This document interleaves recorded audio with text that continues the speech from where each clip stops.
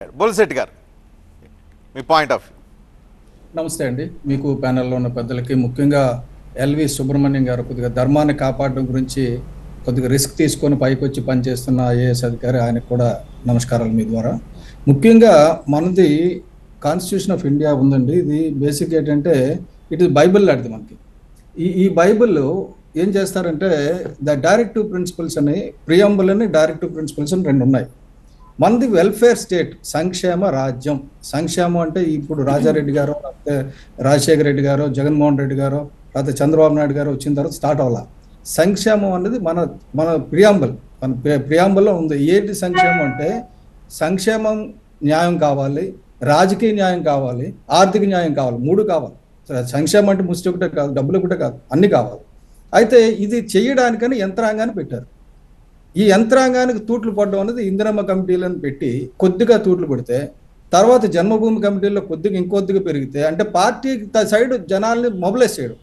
తర్వాత విజయసాయి రెడ్డి గారు చెప్పారు, మన వాలంటీర్స్ అందరినీ 80% రిక్రూట్ చేస్తాం, ఇంకేమన్నట్టు మిగతా వాళ్ళని పెట్టేస్తాం, మనం ఏం చెప్తే అదే చేయాలి, మందే రాజ్యం, ఇంకా ఇంకెవడు లేదు, ఎమ్మెల్యేలు లేరు, ఎంపీలు లేరు. ఎందుకు ఇంతమంది 80 మంది ఎమ్మెల్యేలు మార్చాల్సి వచ్చిందంటే, అందరినీ తీసేసి volunteers directly connected with same office అలా పెట్టుకొని డేటా కలెక్ట్ చేసుకుని, డేటా తప్పులు మార్గంలో వెళ్తుంది, దానివల్ల తప్పులు జరుగుతున్నాయి, డేటా వల్ల తప్పులు జరుగుతున్నాయి, అంటే వాలంటీర్ల వల్ల తప్పులు జరుగుతున్నాయి. ఇటువంటి రకరకాలు చేశారండి. పవన్ కళ్యాణ్ గారు ఏదైనా పట్టుకుంటే నిబద్ధతగా పక్కాగా పట్టుకుంటారు, వదలరు. రెండోది ఇప్పుడు జరిగింది ఏంటంటే, ఆధారం చెప్పండి. ఒక్క నిమిషం తల్లి, నీతో నేను మాట్లాడలేను, నేను జూమ్ లో ఉన్నాను, నేను స్టూడియోలో లేను. కాస్త నా అయిపోయిన తర్వాత మీరు మాట్లాడండి, నోట్ చేసి పెట్టుకోండి ఏం మాట్లాడారు. 15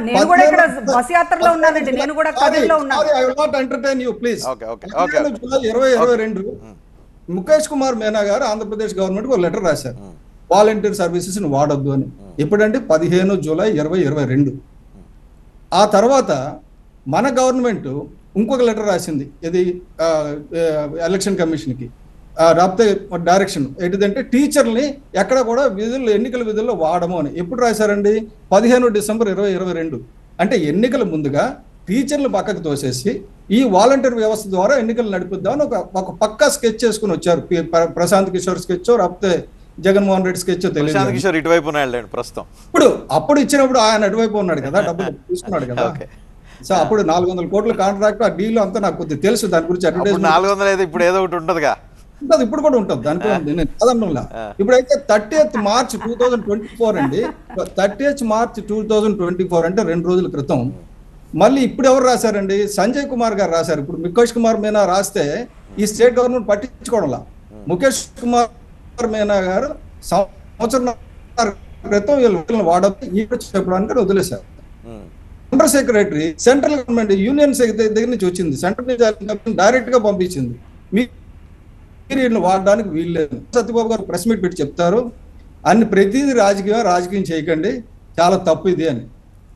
అసలు ఇప్పుడు ఈ ప్రభుత్వం ఏమాత్రం చేతనైన ప్రభుత్వం అయితే, ఈ సంక్షేమ పథకాలు ఇంటికి, ఈ 64 లక్షల మంది ఇళ్ళకి సంక్షేమ పథకాలు అంటే ఒక రోజులో చేర్చలేకపోతే వీళ్ళు ప్రభుత్వంలో ఉండడమే అనవసరం అండి. ఎందుకంటే ఇప్పుడు నేను చెప్తున్నాను, ఈ రోజు 1వ తారీఖు కాదు 3వ తారీఖు ఈసారి అందుతాయి, కానీ నెక్స్ట్ మంత్ కి 1వ తారీఖు ఎలక్షన్ కమిషన్